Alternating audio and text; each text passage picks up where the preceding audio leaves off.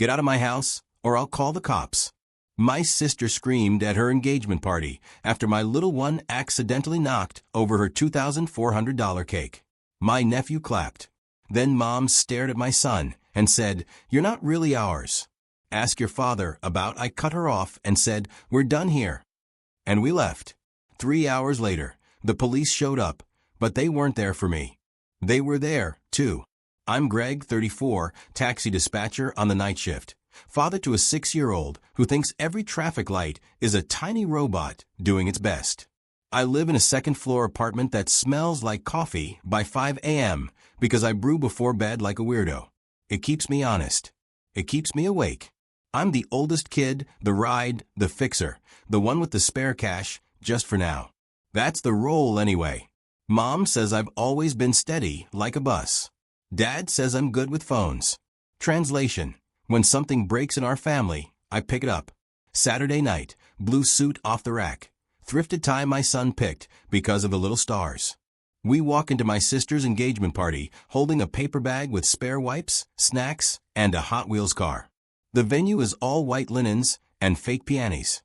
The DJ asks for our last name 3 times and still misspells it. Jules, my sister, hits me with a hug that lands like a push. "Don't lose him," she whispers. Eyes on my kid. That cake is 1,200 a tier. It's on a table, not a cliff. I smile. She doesn't. Mom lifts her champagne. Greg smile. "You look like you parked an ambulance." She's already flushed. Dad's already networking with her fiancé's uncle about fleet logistics because I dispatch cabs. Therefore, I am now an expert in anything with wheels. Theo tugs my sleeve. Bathroom. His whisper is an alarm bell. We sprint. We survive. We wash hands. We high-five the airdryer. On the way back, he toddles sideways to show me a dance move. And his little sneaker bumps the cake table leg. It isn't wild. It isn't a kick. It's a kid. The cake lists like a boat. The top tier slides. The room gasps. I lunge, but frosting baptizes the floor first. A sugar rose launches, heroic, into the shrimp tower. "Get out of my house, or I'll call the cops." Jules screams. It's not her house. It's a rented ballroom, but the voice is pure ownership. Pure stage mic. People freeze in a halo around the wreck. Theo's 6. I say he didn't. 2,400 Jules spits. "You're paying tonight." My nephew, her future stepson, claps. He thinks it's a shell. The DJ kills the music like he unplugged the moon. Mom's face shifts to something sharp. She looks at my son like he's a stain. "You're not really ours," she says. Loud, cruel, like a line she's been waiting to say. "Ask your father about enough." I cut in. My voice is flat. "We're done here." I pick up my kid. I put the Hot Wheels in his hand. We leave. 3 hours later, after I've made cocoa, after I've scrubbed frosting out of shoelaces, there's a knock like a decision. 2 officers in the hallway. The older one checks his notepad, looks up at me, and says the sentence that flips my stomach. "Mr. Halpern, we're not here for you." He gestures down the stairs. "We're here for your father." And it turns out the cake was just the lid blowing off a pot that's been boiling under my name for years. It starts way before the cake. It starts with me being the ride. Childhood logistics manager. I'm 13, holding Mom's Nokia while she says, "Tell the doctor we can't make Tuesday. Tell him we're cash pay. Tell him to be generous. Use your polite voice." I do. I always do. Jules was the sparkler kid. Big gestures, big size, big bills. When Dad got laid off the first time, I took a Saturday shift at the gas station and loaned it straight to the mortgage. When Jules wanted an out-off-state college, I kept my local offer so I could work nights and help at home. When Mom said, "You're the reliable one," I heard, "You're the one we can lean on until you crack." I became a dispatcher because chaos makes sense to me. Phones, screens, ETA math. Somebody's crying because their driver no-showed the dialysis run. I fix it. Someone stranded at 2:10 a.m. on the wrong side of the river. I fix it. It pays steady. The benefits are decent, and I can do school drop-off if I nap in weird slices. It's not glamorous. It is useful. I like useful. Theo arrived and the world went quiet in a good way. His mom and we didn't work out. No drama. Just two tired people who couldn't stretch the same blanket. We co-aren't. We share calendars. We send too many photos of the same drawing. I keep my apartment simple. A couch that isn't sagging. A rug that can forgive juice. A bookshelf with toy baskets on the bottom 2 rows. And grown-up paperbacks above. I cook spaghetti every Wednesday because he calls it long noodles. Life was small and ours. Family tried to rent space in it anyway. Greg, can you comp a ride for the girls' night? Jules texted when she found out where I worked. We don't comp. Not my call. You're so stingy. Is it the divorce? Single, not bitter. Still not my call.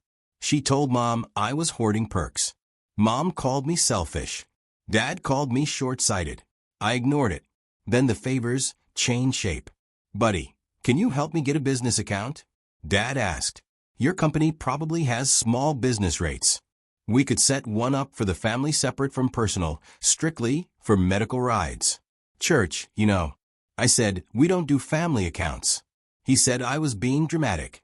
A month later, a notice shows up at my place because my mailing address is still the one Dad uses for form stuff about a corporate account activation I never requested. I call the number on the letter. The rep reads back the contact. My first name, Dad's cell, Dad's email, my address. We'll flag it, she says. We'll require a notarized document for changes. I breathe again. I shouldn't have. Cash leaks are quiet. 20 here, 40 there. We'll pay you Friday. We're good for it. I kept a spreadsheet because that's what dispatchers do. Totals creep. $1,280 balance on Mom's dentist. $760 on Jules's emergency dog surgery. The dog recovered in 4 hours and ate a sock. $450 for Dad's temporary tire replacement that turned into custom rims. I stopped writing loan and start writing gift because the word hurts less if I make it my idea. Then came the engagement circus. Jules met Mark and they sprinted. Venue booked in 8 weeks. Pinterest boards like battle maps. Greg will coordinate shuttles, she announced in the group chat, tagging me like an employee. We're not paying because he has connections. I don't, I replied. I have a job. Mom chimed in. Greg, it would be so lovely if you contributed. You don't have a wife. Your expenses are minimal. I stared at that text a long time. The translation is nasty. You don't have a family, that counts. Theo is invisible to them when money is on the table. I typed and erased. Typed and erased. Dad called. It's time you stepped up for your sister. We carried you for years. He meant the 2 months after Theo was born when they let me sleep on their couch while my lease switched. He meant the box of hand-me-down pans Mom gave me with a joke about me burning water. He did not mean cash because I never took cash I didn't earn. Here's what I can do. I said 1 shuttle bus at cost. I'll put you directly in touch with the vendor. You pay them. No middleman. Silence. Then the sigh. You always make things complicated. Dad said. Just run it through your work. I won't risk my job. Mom texted separately. Your sister is embarrassed. Mark's family thinks we're poor. I didn't answer. I had to start my shift. People needed rides more than my family needed a stage. The week of the party, the tone shifted from guilt to teeth. Jules. Final head count 180. Cake is $2,400. You'll transfer half. Me? No. Jules, you owe me from college. Me? For the laptop I bought you? That was a gift. Mom, we raised you. This is a family event. Everyone contributes. Me? I keep receipts. Dad, don't be petty. The day of, they were already primed to snap. I felt it the second we walked in. The way Jules checked the cake before she hugged me. The way Mom's eyes scanned Theo like a risk factor. The way Dad's handshake had a price tag. When the cake fell, it wasn't about sugar. It was a trigger for a debt they'd already written in their heads. And Mom's line about, you're not really ours. That was meant to land like a knife and keep me too busy bleeding to ask questions about anything else. We left. I buckled my kid in. I drove home on muscle memory and adrenaline, lights smearing into one long ribbon. I put a cartoon on low volume, put cocoa in a mug, and stared at my phone. Group chat pinged like hail. Jules, you're transferring $2,400 by midnight or I'm calling the police. Mom, and make it $3,000 for emotional damages. Dad, you brought chaos into our family. Fix it. Me? Stop texting. I'll talk tomorrow. Mom. Oh, you'll talk tonight. Jules, TikTok. At 11:56 p.m., I blocked the chat. At 12:21 a.m., the knock came. The older officer had soft eyes. The younger one had a jaw like granite. We're here regarding an identity theft report. The older one said multiple vendors, a bakery, a shuttle company, 2 ride accounts, and a credit card application in your name. Your father is downstairs. My father is here, I said. Not a question, but somehow it was. I looked down the hall. The elevator dinged. Dad stepped out like he was arriving at a luncheon. No jacket, wedding tie still on. He tried to shoulder past the officers. Greg, this is ridiculous, he said, already impatient. Tell them we're family. Tell them you authorized me. For what? My voice surprised me. It was calm. Dispatcher calm. The voice I use when 3 calls are screaming at once. And I need the truth for the shuttle. Dad said for the cake payment when your card didn't go through for the corporate account. They're making a big deal out of nothing. Your sister's upset. Your mother is. The younger officer cut in. Sir, please step back to me.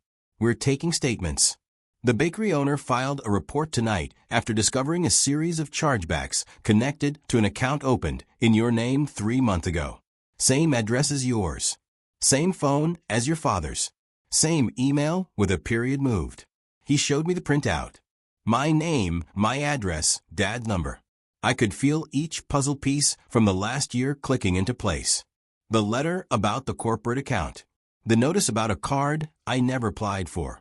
The weird call from a shuttle company asking about adjusted contracted rates. You used my name, I said to Dad. You signed things. It's a family account, he said like I was dense. You never would have done it. Somebody had to. Mark's family would have thought we were cheap. I was protecting your sister by committing fraud. I asked with my credit, with my address. While texting me about how I should contribute more, he rolled his eyes. Fraud is a big word. The older officer cleared his throat. Mr. Halpern, your father is being detained on suspicion of identity theft and credit fraud pending investigation. We need to collect your statement and provide you with a case number to begin freezing and disputing the accounts. Theo patted out in sock feet. Hair rumbled. He saw uniforms and pressed into my leg. I crouched. Hey, buddy. It's okay. We're safe. Dad leaned to look past me. Hi, champ. He said, too loud, too cheerful. As if volume could erase anything. Grandpa just came to sort out. You're done. I said simple. No theater, no scream. You don't speak to him. You don't step inside my home again. Mom's call came through right then. I hit speaker because I wanted the officers to hear this part. Gregory. Her voice clipped. They said police were there. Did you call them? You're going to ruin your sister's night. You think we won't survive without you? We will. We've always said stop.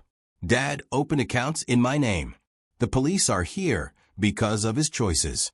She didn't miss a beat. You told them to dig, didn't you? You've always been vindictive. And that boy, her voice sharpened. He isn't even. I hung up. I gave the officers everything. Names, dates, screenshots, the spreadsheet, the old email from a rep who flagged something and then apparently unflagged it. The Tinder stupid text where I offered to set up a direct vendor payment, and they punished me for not handing over my login. The younger officer nodded, like I just delivered coordinates. The older one said, "You're doing the right thing, sir," and slid a card across the counter. "Call this number first thing. Freeze what you can tonight. We'll escort your father out now. Do you want us to issue a trespass notice for this address?" I looked at Dad for once. He looked small. Not sorry. Small? Yes, I said. Issue it. The younger officer put a hand on Dad's elbow. Dad jerked away. "You're really going to do this?" He said to me, "Over a cake." No, I said over a year. The elevator doors opened. They stepped in. The doors closed. I locked my door. I exhaled a breath I felt like I'd been holding since I was 13. With Mom's Nokia in my hand. The night split into tasks. Freeze. Dispute document. I texted Theo's mom. Short and factual. Cops came. Dad used my name. We're safe. I'll explain in the morning. She replied in less than a minute. I'm up. If you want me to come over, I will. I told her not to wake anyway. We were okay. Theo fell asleep on the couch halfway through an episode about a cartoon firefighter. I let him. I needed him close. I opened my bank app. My heart did a double hit. There they were. Small charges I'd missed when life was loud. Multiple dollar 149.99s to the shuttle company. A $142 charge coded catering. $39.99 to an email I didn't know. Death by 1,000 paper cuts. I closed the debit card. I filed the dispute. I requested a new number. I emailed the shuttle company.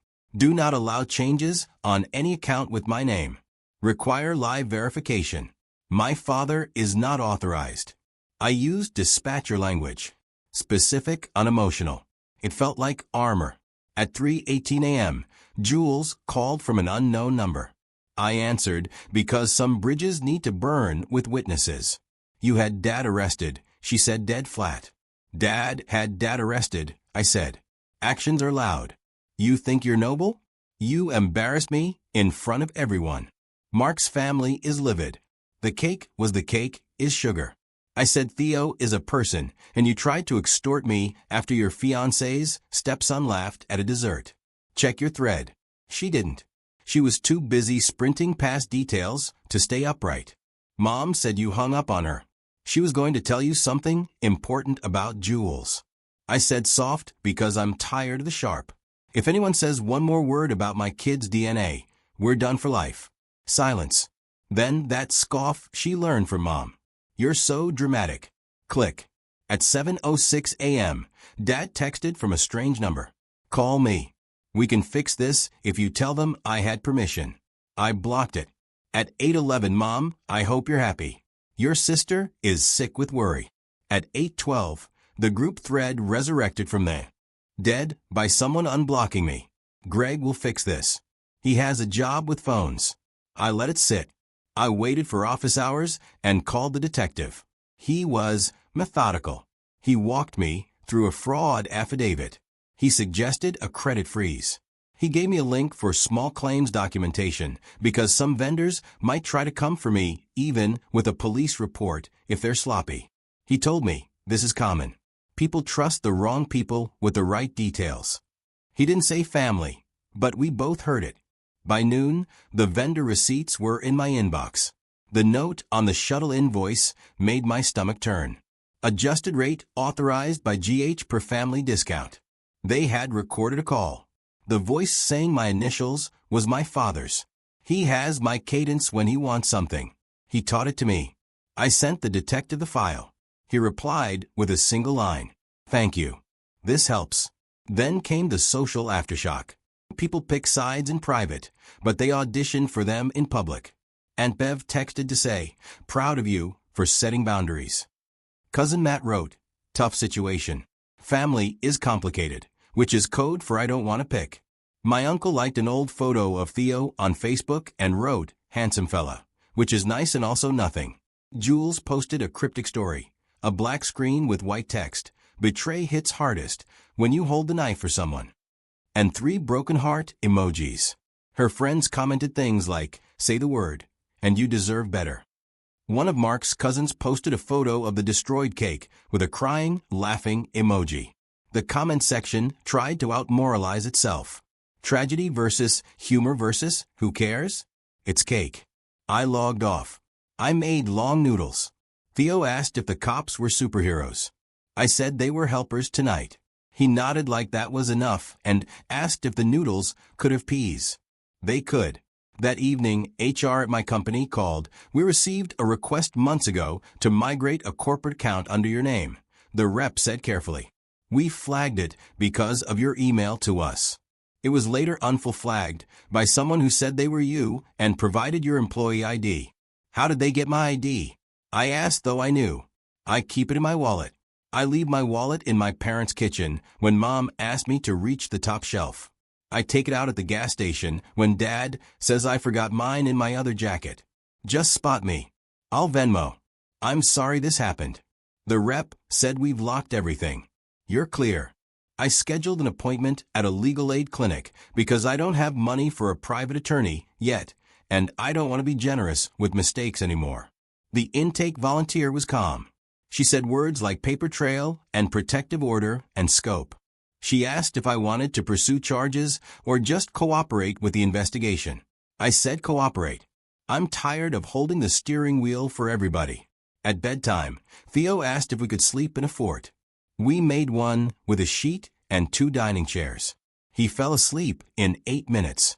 The small sigh he inherited from me floating up like proof. 2 days later, the detective called. We arrested your father on formal charges, he said. Vendors corroborated. There's a pattern. The DA will decide next steps. You'll get a subpoena for paperwork only. You won't have to testify unless they push for trial. I sat at the kitchen table and watched my coffee go cold. I didn't feel triumph. I felt empty and sturdy, like a road after a snow plow. That night, a message popped up from a number I didn't know. Mark, my sister's fiancé. Hey, it read, my family is a lot. Your family is a lot. I didn't sign up for scams. I'm postponing. I stared. I replied, good luck. He wrote again. For what it's worth, your kid didn't knock the cake alone. My stepson tripped him. He told me he's scared of your mom. Sorry. I typed a thank you and deleted it because I don't owe gratitude for truth that should have been obvious. The next morning, Mom showed up at my building and pounded the door like we were a game show prize she could still win. I didn't open. She texted, open the door or I'll make this official, and involved building management. 10 seconds later, kidding, but open. I saved the texts. I sent them to the detective. He replied, documented. I wrote one last message to the family thread. Short, clear. Detach your voice. Here's what changes. 1. Do not use my name, ID, or address for anything. 2. Do not contact me except via email for legal or medical emergencies regarding Granddad. 3. If you speak about my son's paternity again, you will hear from a lawyer. 4. The balance sheet is closed. I muted the thread. I took my kid to the park. I sat on a bench that needed paint and learned how to make a paper airplane that turns left. People think the break is the hard part. It is, and it isn't. The hard part is waking up every day and choosing your own voice when your old one still tries to translate everything into keep the peace. I spent a week doing boring, heroic things. Pulling my credit report, freezing it, unfreezing it for exactly 90 minutes to open a new bank account somewhere my father can't charm a teller.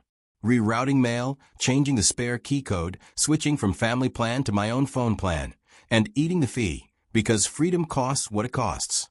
I took Theo for pancakes. He likes the tiny baseball bat stir sticks they give you for coffee. He collected 5 like trophies. He told the server, my dad works at night to help other dads get home. I swallowed hard and tipped big. I talked to my boss. I told him the truth without the family soap opera parts. Someone used my ID. It's fixed. It won't touch my work. He said, I know. You're the one we call when midnight looks like a mess. He asked if I want a day shift now that Theo is starting first grade. I said, yes. My body said thank you. A week after the party, a DNA kit arrived in the mail. No return address.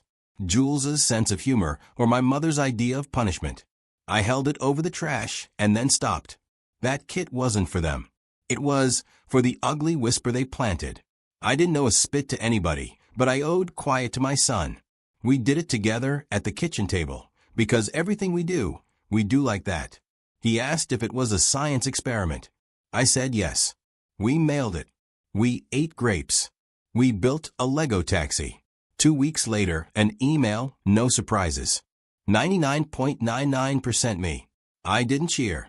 I didn't cry. I took a long breath that felt like permission. Mom tried 2 more times to bait me. Once with a quote card about forgiveness. Once with a photo of me at 5 and a costume I hated. I archived both. Dad's court date landed on a Thursday. I didn't go. I sent the requested documents with clean margins and no commentary. The detective sent a final note. Restitution likely. We'll be in touch. Jules posted a photo of a new cake with a caption about resilience. Comments flooded with queen emojis. I looked for Mark. No sign. I looked for my nephew. There he was, small, clapping again. I hope he finds a grown-up who doesn't make him clap on command. Last night, Theo and I walked past a bakery on our way home. He pressed his face to the glass. "That one's taller than me," he said, eyes wide. The baker saw and came outside with a paper bag and 2 free cookies. "For the little guy," she said. "And for the dispatcher who got my driver home in a storm last winter." I blinked. "You remember that?" "People remember feeling safe," she said. "Take the cookies." We split one on the curb and watched a taxi glide by. Lights like quiet robots doing their best. Theo leaned against me. "Are we a family?" he asked, not scared, just curious in the way kids are testing words for shape. "We are," I said, "always." He thought about it, even if Grandma is mad, especially then. He nodded like I told him a secret and handed me the bigger half of the cookie. We ate. It was sweet without being too much. Here's the moral my mother will never post. I am not your wallet. I am not your ride. I am not your spare name to sign when you want something. I am a dad who dispatches taxis and boundaries with the same calm voice. You can scream, "Get out of my house," in a rented ballroom all you want. I will choose the house I pay for, the child I love, the life I built.